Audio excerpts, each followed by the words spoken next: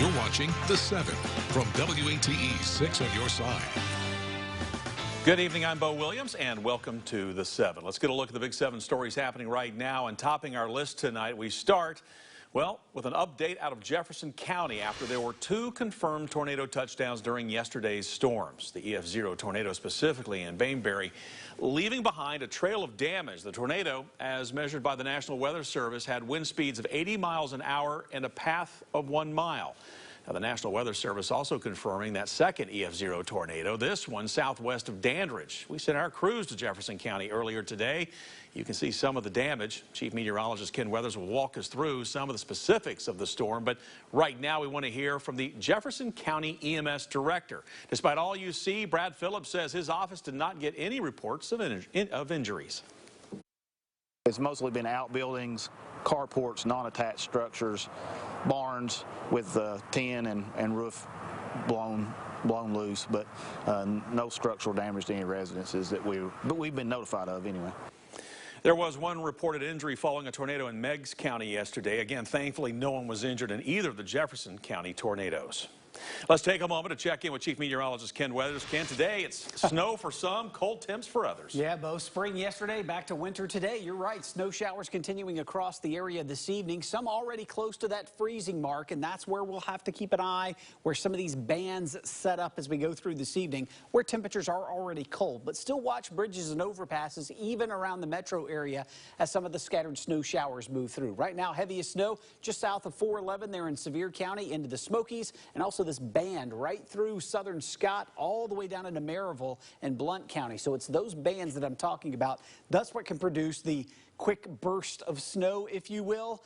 And that could cover some ground, could cover roads, bridges, those kind of things. But it won't be widespread here in the valley. It's more likely areas of the plateau into Kentucky and also into the Smokies, because that's where the colder air is and has been really throughout the day. These opportunities for snow will continue, but slowly taper off towards daybreak. This is 7 o'clock in the morning, and everybody's cold, mid to upper 20s for most, but of course teens in some of the higher elevations of the Smokies. As we go through the day tomorrow, not a huge warm up. We're lucky to get back to 40 degrees with a mix of morning clouds, but some afternoon sunshine.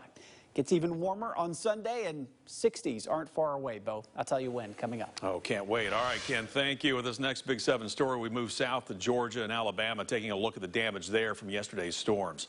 The brunt of this storm system really seems to have hit Georgia and Alabama the hardest. At least 9 people have been confirmed dead between the 2 states, and rescuers are racing to try to find more survivors. At least 35 possible tornado touchdowns were reported across the region. Now parts of the western U.S. are gearing up for another round of extreme weather. Heavy rain, wind, and snow over the next few days could cause more damage and flooding. Making it on our Big 7 list tonight, the rolling blackouts many of us experienced last month. TVA has now revealed what led to those power blackouts during December's extreme cold. When temperatures went to single digits, we told you that TVA was performing rolling blackouts to stop the grid from collapsing. Now we're learning that sensors froze at TVA's coal plant for the first time ever. That prevented TVA from monitoring pressure, which is a safety issue, causing them to shut down their 2 largest power generators. We're told purchases of power from other utilities also kept getting cut, forcing the agency to perform short-term blackouts. If the grid had collapsed, we're told power could have been knocked out for everyone for multiple days. All right, next up on the 7 tonight, the Remote Area Medical Clinic is in town starting today. Remote Area Medical, or RAM, is offering free medical services at their pop-up clinic at the Jacobs Building in Knoxville. RAM offers free medical, dental, vision services to anyone, regardless of insurance, and you don't need to bring an ID. Just keep in mind, RAM says people should be prepared to choose between either dental or vision services. Our goal is to alleviate pain and suffering in any way possible. And if that means you've been walking around with tooth pain for a year or 2, we'd love to come down and for us to, get that tooth out of there and make that pain go away. Sans as the volunteering is what makes the clinic successful. The clinic opens every day at 6 a.m. and will be running through the 15th. All right, next on the Big 7, an Anderson County inmate found dead while in jail. The TBI is investigating an in-custody death at the Anderson County Jail tonight. We're told a man identified as Isaiah Micah Fontana died yesterday morning, again, while in custody at the jail. This remains an active and ongoing investigation tonight. Rounding out our Big 7 list for you, cardiac arrest, believed to have claimed the life of Elvis Presley's daughter. Lisa Marie Presley, the only child of Elvis and Priscilla Presley, was found unresponsive at her home in California. She was rushed to a hospital in Los Angeles after going into possible cardiac arrest. Lisa Marie Presley was 54.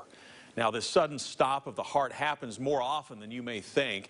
Cardiac arrest, unlike a heart attack, is caused by a malfunction of the heart's electrical system, leading to the heart not beating properly and requires the use of CPR and an AED to restart.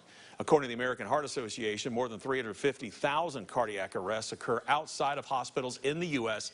every year, which is why doctors say learning CPR is very important.